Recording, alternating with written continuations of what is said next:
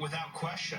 It's a general call for rebellion from the CIA and the armed services of the United States by Democrat lawmakers, saying that you have not only the right but the duty and the obligation to defy orders of the commander-in-chief.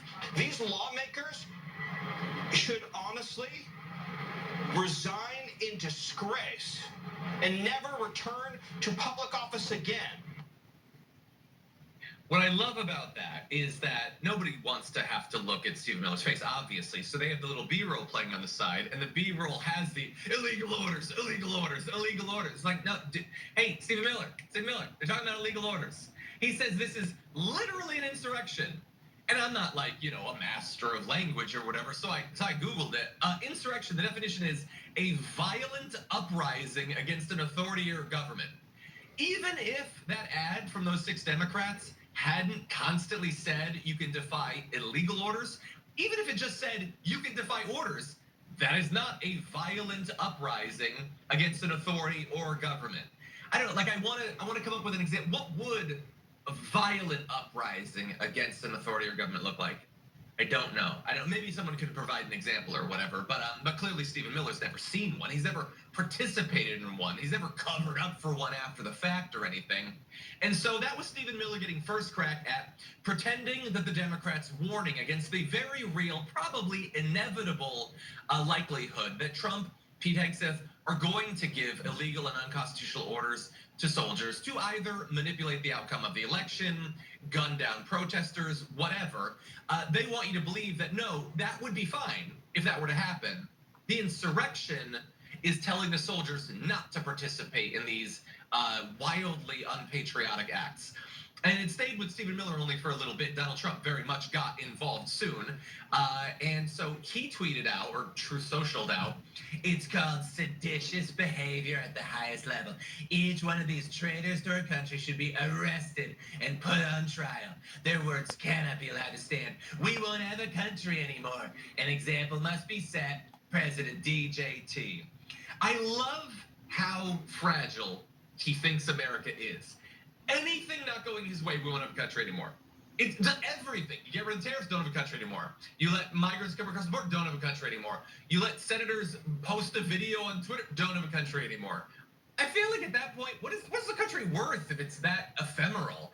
But anyway, he did say an example must be set. I do agree with that.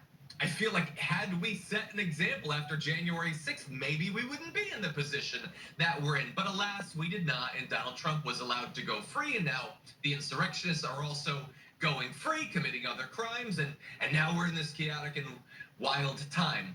He, by the way, was not content to just say that they've committed sedition by pointing out the obvious thing that you do not have to follow an illegal order. He posted 18 more times about it. That is valuable time he could have spent like comparing samples of marble and stuff, and unfortunately he wasted it on this. So he True Social, seditious behavior punishable by death. Yes, the President of the United States this morning indicated that he thinks that these 6 Democrats should be killed for posting that video. And I get to be the weirdo, and other people in the media are the weirdos that are gonna like make a big deal out of this, but I don't know. I kind of feel like if any other president had called for a bunch of the opposition party to be killed for posting a video, I feel like that would have been news. I don't know. Am I being uncouth? Is this TDS that I'm experiencing right now? I don't know.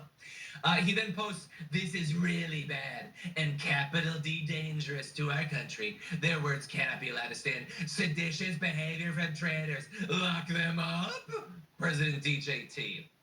He didn't thank us, by the way, for our attention to this matter, which is rude. But anyway, but I do know it's from him because he signed the tweet. So lock them up, except he's not saying lock them up, he's asking lock them up. He's saying punishable by death, but he's not sure about locking them up. He's sure about the murder, but not the imprisonment. That's weird. Anyway, he wasn't content to just tweet himself about this. Any rando MAGA person or whatever, who definitely would have agreed with any Republican under Joe Biden putting out that exact same video. Every one of them would have agreed with it, and they would have been right to. If Joe Biden gave you an illegal order, you should also not follow that, by the way.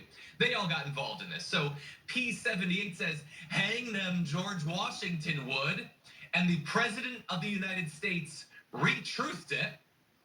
Hang them. That's not like look into it.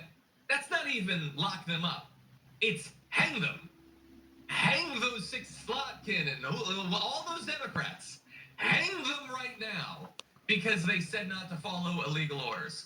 And then we're not going to read all of them or whatever, even though it feels like I've already read quite enough. There's this block of retruths, just tweet after tweet after tweet of his people calling for them to be gotten rid of. There's a reference to the Democrats going away soon. I don't even know what that means because that feels broader than even just murdering these 6 Democrats. But anyway, I feel like this is an important moment for us. And I know, look, I understand Donald Trump throws a lot of insane stuff out there or whatever. The reason that I think this is an especially important moment is it's not just him saying quiet piggy and then the rest of the right wing is like, I didn't say anything about that. They're all on board with this. Like Jesse Waters is going to be calling for them to be hung for treason or whatever later on today. They're all on board, and they're all doing this in a time when most Americans already agree that Donald Trump's got to go. Dude's absolutely insane. We don't want any part of this. Like we were willing to roll the dice on him, and that did not work out. And now it looks terrible, and they don't think that he's using his power in a responsible fashion. And now he's reminding us of it. And so I think that these moments are important to sustain and perhaps strengthen the movement that we're already seeing in the polls away from Donald Trump. He may think that this is like a good distraction from the Epstein files or something like that. I don't think this is better for him than the Epstein files, and it's also not much of a distraction because after we take our break in a moment, we're going to be talking about the Epstein files, by the way. We can do both.